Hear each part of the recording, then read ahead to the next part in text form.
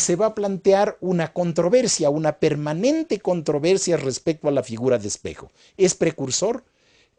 ¿Tiene validez? Lo que él nos dice, ¿vale todavía hoy? ¿No? Y es una discusión que bien vale la pena afrontarla.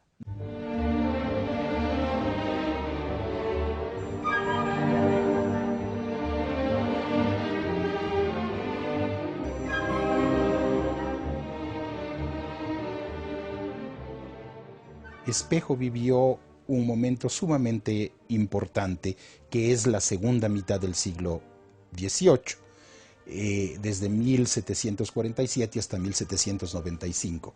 Yo diría que se caracteriza por el influjo de dos factores, uno externo y uno interno.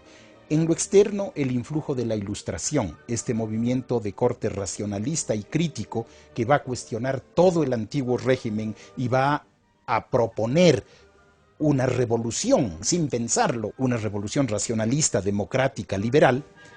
Y en lo interno, la desintegración de la Audiencia de Quito y la desintegración del espacio peruano, la Audiencia de Quito específicamente, que se va separando, o los intereses de sus 4 regiones principales se van diferenciando, y estos dos factores, el intelectual de origen foráneo y el socioeconómico interno, van a cuestionar a Espejo y a toda su generación, y en último término, la vida, el pensamiento de Espejo va a explicarse cuando trata de dar algunas respuestas frente a estos estímulos que le planteaba la vida. A pesar de su vida conflictiva y azarosa, Espejo se destacó en diversos ámbitos de la vida intelectual de la época.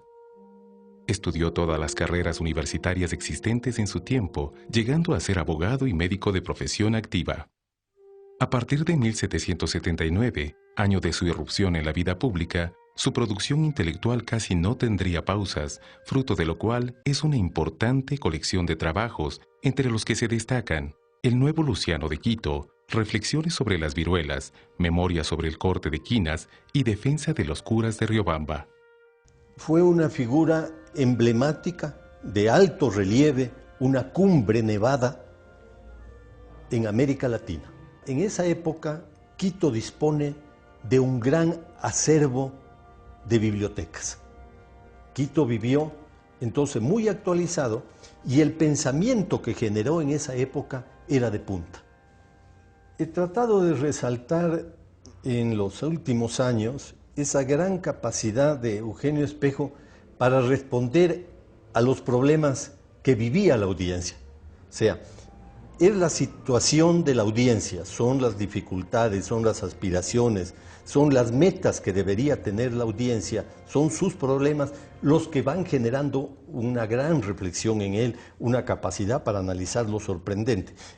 Volvamos al tema de las viruelas. Entonces usted tiene allí uno de los mejores estudios de la medicina de la época, en que él va contrastando cómo funciona en el tratamiento de esta enfermedad la medicina antigua, y dice, este no es el camino. Entonces yo diría que en medicina hubo una gran investigación, pero igual él se pone a pensar en cómo va el sistema productivo. ¿Qué produce la audiencia? ¿Qué produce en Imbabura? ¿Qué produce en Chimborazo? ¿Cómo van las exportaciones nuestras? ¿Cómo va el ganado? ¿Cómo van las ovejas? Va examinando todo el sistema de comercio. Y ese análisis minucioso, técnico de la economía de la Audiencia de Quito va a generar sus reflexiones que constan ya en alguna de las obras, por ejemplo. Va a examinar qué sucede con el mundo indígena. En un libro que tiene un título especial, y uno dice con ese título cómo se puso a analizar lo indígena, ¿qué tiene que ver? Le tituló Defensa de los curas de Riobamba. Uno diría, Defensa de los curas, hacer un libro religioso. No. Es uno de los mejores análisis sobre el mundo indígena de la época. Hay un reconocimiento general en la historia ecuatoriana de que fue el precursor de la independencia, pero también ha sido visto como un gran investigador, por ejemplo, en el área de la medicina, en el área de la salubridad.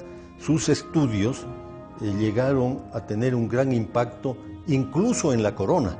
Es un precursor también, diría yo, en el campo de la literatura. Los primeros análisis sobre el estilo antiguo y cómo superarlo están en Espejo, ¿no? Y así se podría ver en él a una figura polifacética con grandes avances en el campo de la traducción, en el campo del periodismo, etc. ¿Qué significa ser precursor? No puede significar, como algunos han dicho, que él fue el gran visionario que planificó en detalle lo que iba a ser su país en el siglo XIX y XX, pero sí en el sentido de que Espejo plantea una reorganización social incorporando los elementos de la Ilustración que no podían realizarse dentro del antiguo régimen. Y el Imperio Español era un imperio del antiguo régimen.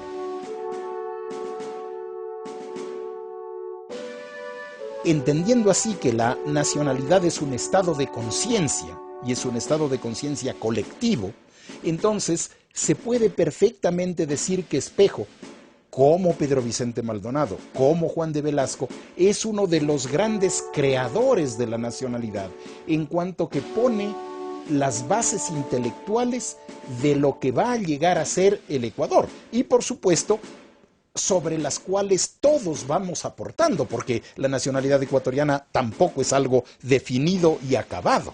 La vamos construyendo todas las generaciones de ecuatorianos que vivimos y participamos en ese empeño de construir un Ecuador mejor.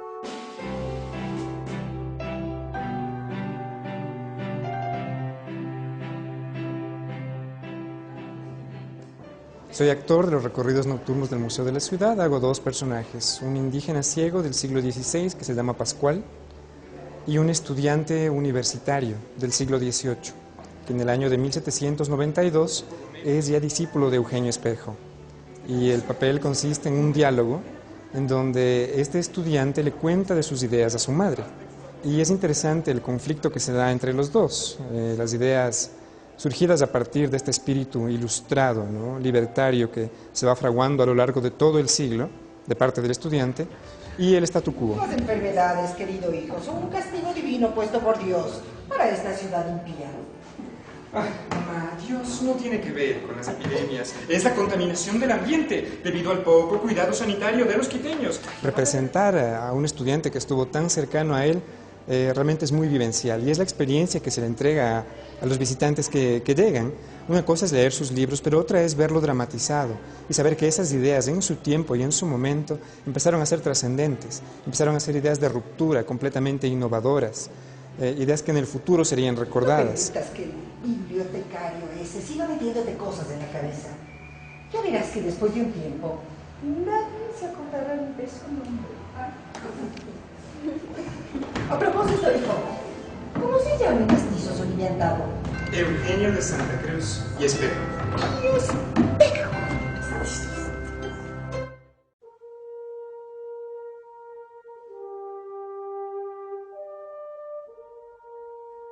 Cuando hablamos de Eugenio Espejo nos referimos a uno de los mejores ecuatorianos de todos los tiempos.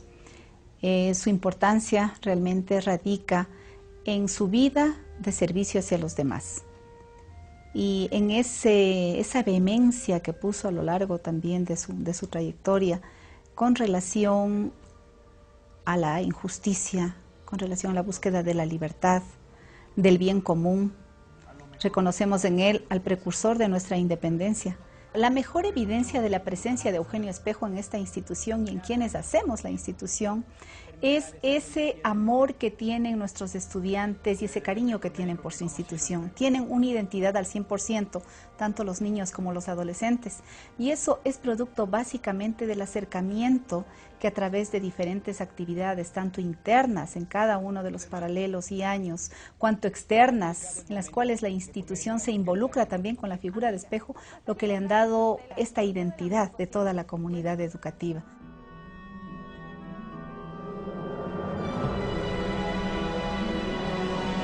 Al amparo de la cruz, sed libres.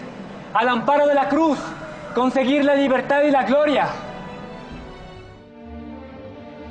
Uno de los momentos más prominentes de la vida de Espejo fue su vinculación con la Sociedad Patriótica de Amigos del País de Quito, en la cual fue secretario desde su inauguración en 1791. En esa posición dirigió y redactó casi por completo los 7 números de Primicias de la Cultura de Quito, primer periódico quiteño en donde se expresaron de manera cabal y abierta todas las aspiraciones, objetivos e ideales de la cultura ilustrada, tal como se manifestó en la Real Audiencia de Quito. El pensamiento de Espejo va a pedir finalmente una independencia, va a pedir finalmente algo que él probablemente no hubiera querido, que es el rompimiento del Imperio Español, ¿no? Pero que era inevitable. Estudiosos del pensamiento latinoamericano como Menéndez y Pelayo, más de la literatura latinoamericana, lo señalan como el primer crítico en la Audiencia de Quito, entendiendo la crítica, pensamiento ilustrado, capacidad de análisis, capacidad de crítica, como el primero de gran renombre a nivel de América Latina, a Eugenio Espejo. Tenemos una deuda pendiente con él, en la medida en que a veces se habla mucho de Espejo, se lo cita mucho, y a veces conocemos poco acerca de qué es lo que hizo, qué es lo que dijo, cómo pensó, qué es lo que plasmó en sus ideas, cuál fue la gestión que realizó. Espejo me parece un hombre difícil. Fue un hombre difícil en su momento. Y ahora, 200 años después, 200 y pico de años después, es un hombre en el que se nota el paso del tiempo. Sus escritos ya son difíciles de leer para un ecuatoriano del siglo XXI. Además, el sueño de Espejo es un sueño que ha sido ampliamente superado, ¿no? Porque la revolución de la cual él fue parte, que es la revolución ilustrada, racionalista, nacionalista, liberal, está ya en las postrimerías. Estamos procurando soñar un nuevo país, bien distinto. No hay cómo ser fiel a Espejo endiosando a Espejo, inmovilizando a Espejo, diciendo que el Ecuador soñado por Espejo es el país que debemos construir. En ese sentido, creo que corresponde al Ecuador y a la actual generación de jóvenes y de intelectuales y de patriotas ecuatorianos superar a Espejo. Espejo pide ser superado. Como reconocimiento a la influencia de su figura en la creación de una identidad nacional, el Instituto Nacional de Patrimonio Cultural ha promovido la Declaración Oficial del Pensamiento y la obra de Eugenio Espejo como Patrimonio Cultural del Ecuador, homenaje con el que quiere resaltar su trascendencia histórica y su presencia perdurable en nuestra cultura. Perfectamente justa. Si realmente esta declaratoria lleva un proceso posterior, que es el de tomar conciencia, de sensibilizar a la gente y de hacerla sentir más orgullosa de ser ecuatoriano, vale la pena. Si es que es una declaración en un papel que alguien la firma y se la imprime en papel muy elegante, no creo que ganamos mucho. El problema es, en esto como en muchas cosas, junto a la declaratoria debería estar cuántos son los recursos que se ponen para hacer las acciones que se juzguen convenientes, para que esta herencia que tienen los ecuatorianos se transforme en un legado histórico. Está muy bien y tiene mi más entusiasta apoyo este esfuerzo por hacer ver a los ecuatorianos que la figura de Espejo, la memoria de Espejo, las enseñanzas de Espejo forman parte del patrimonio cultural ecuatoriano. No para quedarnos inmóvilmente o de una manera rígida en lo que Espejo propone, sino para, partiendo de una base tan interesante, saltar hacia adelante. Eso es lo que Espejo hubiera hecho.